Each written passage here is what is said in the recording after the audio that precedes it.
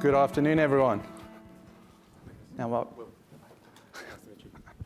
by being on a bit late in the day, we've had the privilege of listening to industry experts talk to us about the evolution of the managed account industry, how asset locations have changed, etc. So that's the benefit of coming on later. Now, in this panel session, we're turning our attention, as was said, to retirement incomes and what role managed accounts can play in delivering, sufficient and efficient solutions to that retirement space. Now, the gents to my left don't need much of an introduction, but I'll do a very brief intro for Lucas Topolbe, CIO of Lonsec. As most of you will know, Lucas has been with Lonsec since 2008, and he's responsible for bringing together the broad investment research capability and portfolio construction expertise into investment solutions that get delivered to the clients. And then we have Will Bayliss, a multi-strategy portfolio manager with Martin Currie Australia. Will has over 30 years of investment industry experience, and prior to joining Legg Mason, Will spent 16 years at Deutsche Bank in a range of equity-related roles. Now, as it pertains to this panel session, both presenters will have a brief presentation with slides. But just to kick us off, and to remind you of the retirement income challenge that we all face, I'll set the scene briefly. The biggest challenge that we face really in this space is ageing populations. And for those of you at the back, all you need to know from this slide is red is bad at the bottom, meaning that the whole world is basically aging at a rapid pace. As it stands, around 10% of the population worldwide is currently over the age of 60. That will more than double by 2050. In Australia, the situation is even more stark. At the moment, we've got around the same number, 12%, who's already over the age of 65, and by 2050 we expect that number to double to around 24%. And when it comes to retirement income design, the types of assumptions that are currently being used in the development of those solutions already assumes that Australian aged around 65 today is expected to live until their late 80s or even early 90s, and that's the average expectation. So many of us will, well, at least half of us will live longer than that. When it comes to projecting the lifespans for couples, at least one of the couple is often expected to live into the low 90s nowadays. That's the challenge. But here's the opportunity for the managed account sector.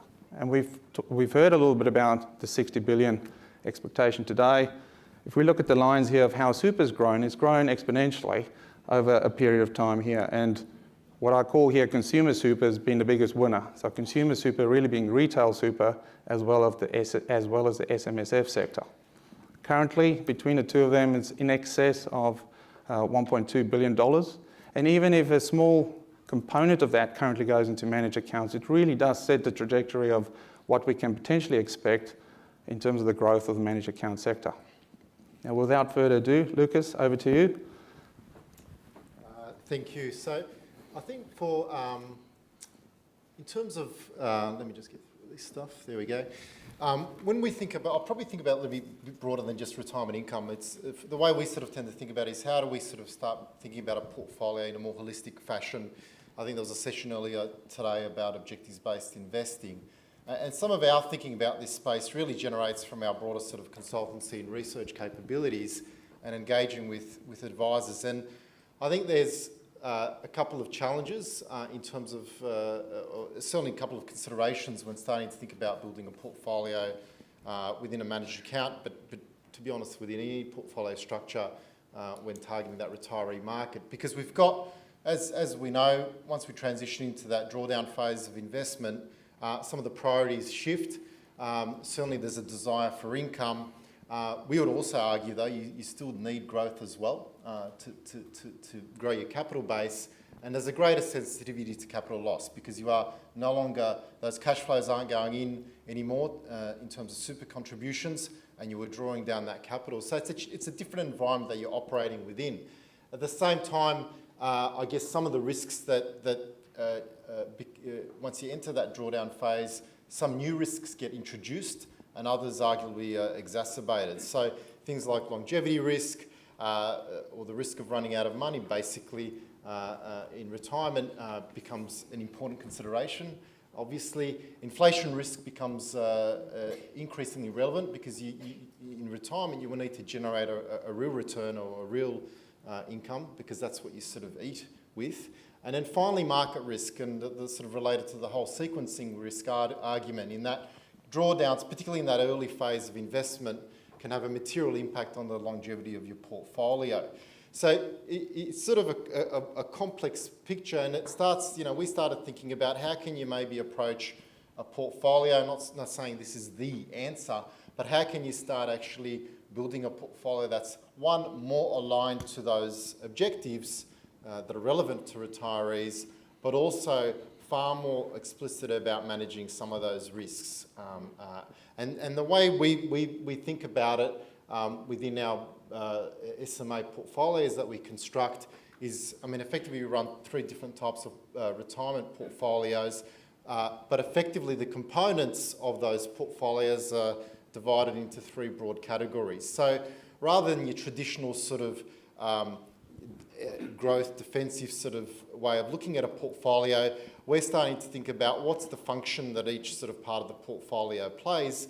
At the far left there, you've got what we'd call a diversified pool of income assets. So this isn't just fixed income, but we're thinking about income as a whole holistic part of the portfolio. So that could be income generated from your equities part of the portfolio, and there are plenty of sort of equity income strategies out in the market, through to cash, and then everything in between. So whether you've got exposure to some credit, certain floating rate instruments, and some duration as well, but effectively a diversified pool of income assets.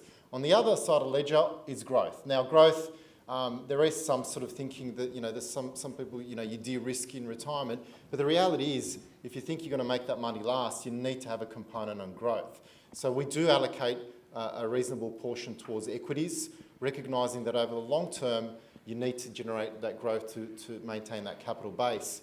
And then finally, I guess one of the things we think about is that risk control, what we would call risk control, but effectively, what's that part of the portfolio that can assist in managing some of those risks? So if you think about sequencing risks and drawdown risks, what types of strategies can I think about that are explicitly designed to play that type of role? So think about it as an example, variable beta strategies. So maybe it is an equity strategy that can vary its market exposure to protect on the downside.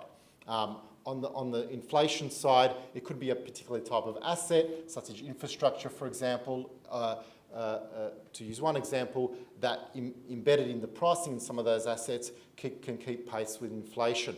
So that's, I guess, paints a bit of a picture of how we sort of approach designing a portfolio within an SMA structure. And I think the interesting for us is, our genesis is obviously building paper-based model portfolios. The beauty of, I guess, the SMA structure for us, it's an extension of that, but you do get a far superior implementation in terms of managing and executing on those allocations and ensuring that the portfolio, I guess, is a structure adheres to the end objective that you're trying to achieve. So I'll leave it at that, but that sort of paints a bit of a picture as to how we've approached things. Thanks, Lucas. Will, why don't you share with us your retirement income solution and how you went about developing that in the first place? Thank you. And I think this is working, isn't it?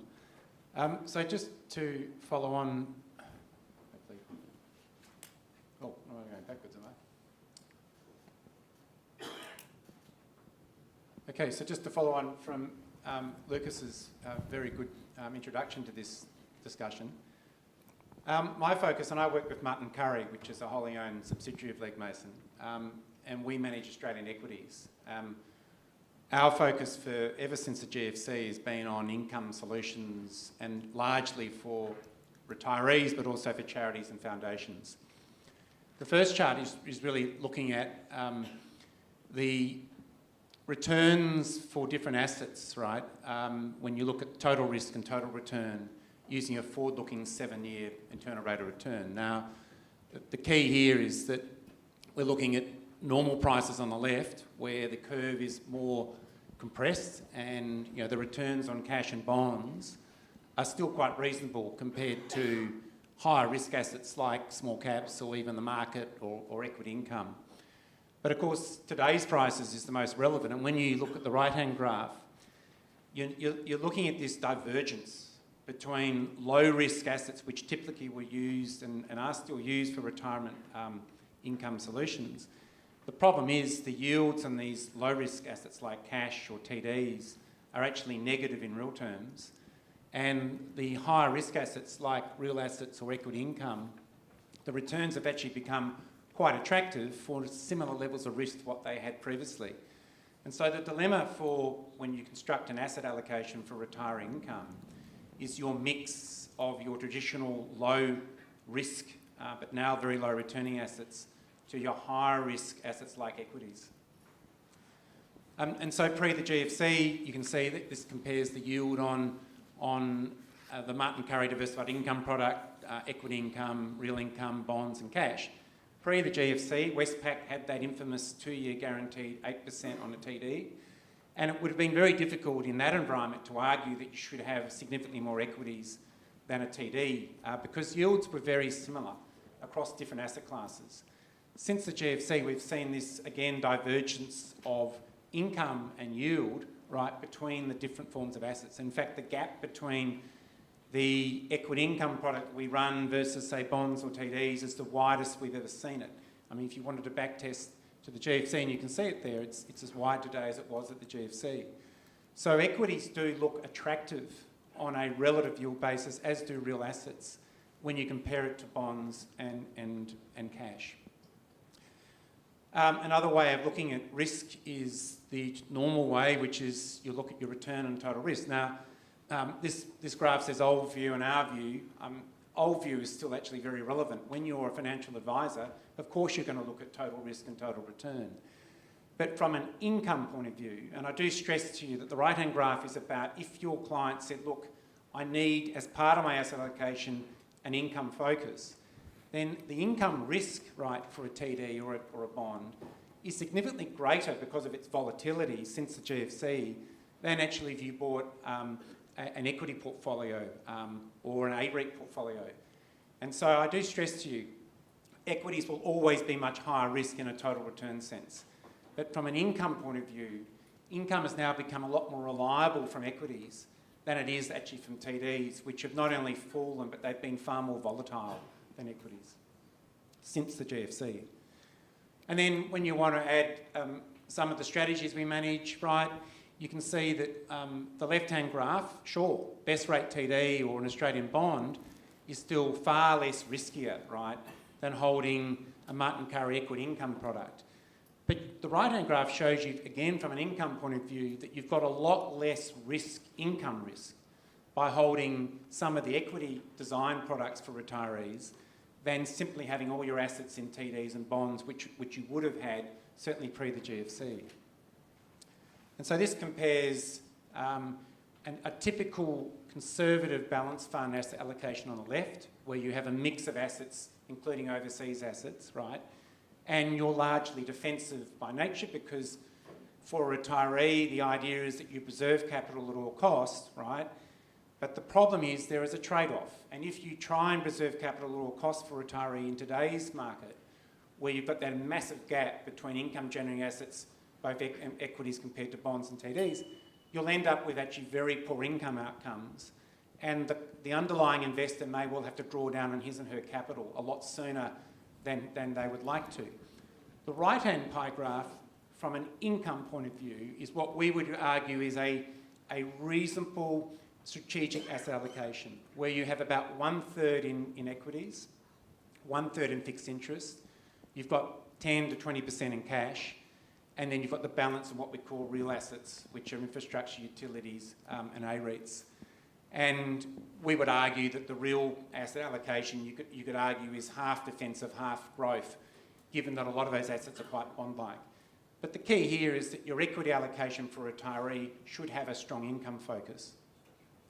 And so the final point is the building blocks. And, you know, I would strongly endorse what Lonsec have already discussed at this meeting, and that is that you do need to think about a capital outcome for retirees which can deliver them long-term capital to match their longevity risk or their longevity liability, but you're going to need growth assets, particularly in the early stages of retiree, to fund their cost of living and fund their wants and desires. Clearly, when they're at their age level, right, in their 80s and 90s, you could argue that a much stronger focus on fixed income and cash and capital preservation strategies is far more applicable. So that's really all I wanted to say to open up the discussion. Thank you both. That sets the scene nicely. So they say saving for retirement and spending in retirement is a journey, but for every journey there needs to be a destination. So in your experience, how have you seen the investment objectives being articulated if the focus is on retirement income as opposed to just wealth maximisation? What sort of observations or iterations thereof have you maybe come across?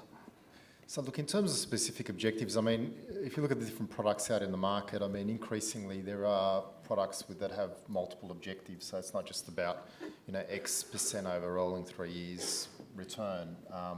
Far more portfolio strategies are more explicit around potentially generating a certain level of income and a certain level of capital growth. So you're certainly seeing a lot of, from an objective perspective, an increase in focus on, you know, specific objectives, particularly in terms of retirement. But even from a regulatory perspective, there's more focus on being very specific, not only on the return objective, but also on the risk objective that you're setting as well. So I think there's a couple of things that are playing out at the moment, but you are seeing more and more focus on incorporating the income, but also the risk element as well. Sure. And we've had some discussion today about outcome-based investing. Will, did that come into mind when you designed your solutions and looking at the building blocks, combining that into that outcome-based solution? Look, it certainly did. The origins of our equity income strategy was that my boss, who's a guy called Rhys Birtles, who's the CEO of Martin Currie, his dad retired and he had a very small business, which he sold. And initially his dad just wanted to buy individual shares, right, at the age of 65, and rang Rhys daily on his view on BHP, his view on Telstra, his view on ANZ. Such that Rhys just said, look, Dad, no more calls. Let me go and design a lower risk equity income portfolio and I'll show you it, and then you don't have to ring me every day about shares, and you can invest in the strategy and you can live on the income. And that's how we designed equity income. So the objective was, in that case, his dad's income in retirement. 2, to give his dad peace of mind, so he knew he had the income. 3, he convinced his dad, right, that sure, your capital value is going to go up and down. It is not going to go up, right? But your income has a high probability of actually going up over time and exceeding his cost of living. And so if you can balance your income requirements, right, versus the fact that you will have more capital volatility by being in growth assets, right, knowing you're going to live to 90, or my sons are going to live to 100, then you can actually win that argument with your investor. And in this case, he won it with his dad, right? But the initial reaction of a retiree is, I must preserve my capital. And so I think it's a discussion, and sometimes it's a heated discussion in terms of trying to convince about those objectives. I think actually just on that, it's interesting because we went through a process where we engaged in terms of developing some of our thinking about this with a lot of different financial planners and trying to understand the actual practical, how portfolios are being built for that retiree market. And what became quite apparent is that even if you look at, people do their risk profile, it spits out a, balanced or whatever it may be. But from that point, how you actually build a portfolio for a retiree, in our view, the key take-up for us, there was a lack of framework. So on one extreme, it was the loaded up on cash and preserve capital, where if you model that out, you're almost certain to run out of money, right? But on the other extreme, it was dial up all the equity exposure and pump it up with hybrids. And arguably maybe that's not the optimal solution as well. So it was a really interesting insight for us to say, well, okay, how can we improve that framework and deliver that in a way that's more balanced? So Lucas, until recently we've had a severe lack of product that's specifically been designed for the retirement phase. And wearing your investment research hat for a second, we're seeing more products coming to market now that are more fit for purpose along the lines that you've described. But in an ideal world, what are the types of characteristics in those products that you would look for as a researcher? But my sense of it is that, so to answer your first question, yes, you are seeing more products, I guess, targeting that broader thematic of retirement. But I think that my observation would be, as sort of one of my slides earlier, you're dealing with a couple of complex issues. You're managing certain types of risks, you're trying to get certain types of outcomes. And my sense is those products that have come out that have tried to be all things to all people have generally failed. Because it's complex, it can be expensive, and et cetera, et cetera. My feeling is that more and more there are products that are saying, you know, we're good at, for example, equities or equity income, and then it's people, the model managers out there are then saying, well, you know what, I like those characteristics that brings to the overall retirement strategy or portfolio, I'm going to use a bit of that. So you're seeing more sort of, you know, fit for purpose, particular strategies. Sure. You still have some of those products out in the market that are trying to do all things, but in my experience, a lot of them haven't got very far. No, I think it's fair enough. It's unlikely that there's a silver bullet solution that will work for everyone, and hence you guys have both used the phrase building blocks. That seems to be the more flexible approach, and whether that's for the advisors or the providers to have building blocks that can be combined to get better outcomes. Can we throw it open to the floor? We all invested heavily in super. We all have our pots that we manage and look after. Any questions for our speakers here today? There's a couple there to the side, please, Toby.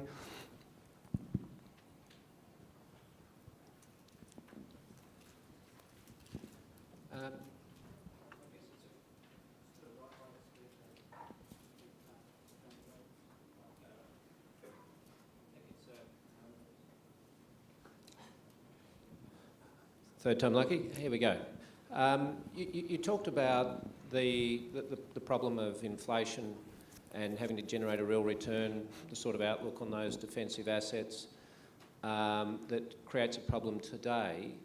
I'm just wondering about whether there's a longer term problem with investors who are schooled to think about income as opposed to thinking about cash flow, and that if you say, well, you know, given their risk profile, the return that they need, shouldn't the industry be focusing on giving them the total return that will have that longevity of their portfolio, and that they just draw cash flow from that? And if we can educate people to think about cash flow rather than income, that we can get to a far more constructive place with investors and having them accept the sort of portfolio that they actually need.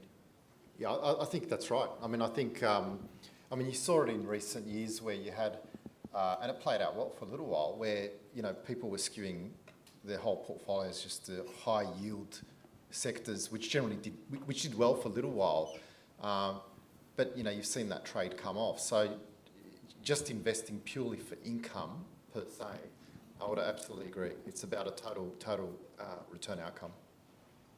And I mean, to my mind, the way we look at the question you've posed is how you actually construct an income outcome that's lower risk than if you were just in the market itself.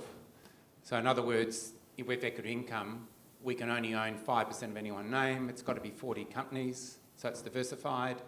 It's got to have each stock that goes in is measured on its sustainable income, not its current income or not its current dividend.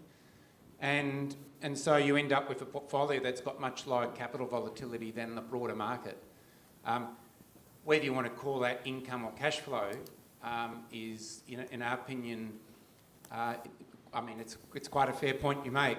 But the point being is, if you want to create a discipline of generating enough income to live off and not draw down on your capital too quickly, it does create a good behaviour. Because otherwise you will end up drawing down on your overall capital value very quickly if you don't have a discipline around what you can and can't spend.